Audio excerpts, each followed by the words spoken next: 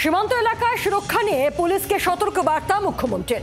অনেক বাইরের লোক এই রাজ্যে ঢুকছে, অসম সহ ভিন রাজ্য থেকে লোক ঢুকছে, আমাদের সমর্থকের কাছেও তথ্য নিয়ে চলে যাচ্ছে। বাইরে থেকে কোনো জঙ্গি শেল্টার নিতে না পারে পুলিশকে সতর্ক বার্তা মুখ্যমন্ত্রী মমতা বন্দ্যোপাধ্যায়।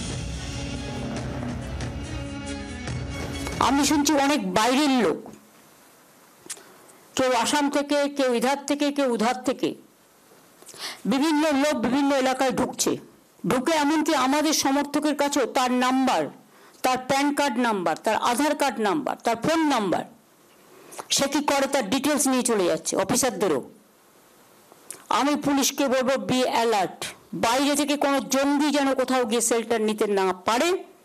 আর তেমনি যারা মানুষকে মিথ্যে কথা বলে মানুষের জিনিসপত্রগুলো হাতিয়ে নেওয়ার চেষ্টা করছে, অথরাইজড লোক ছাড়া, বুঝতে পারছেন আমি কি বলছি, কেউ কাউকে কোনো ডিটেলস দেবেন না।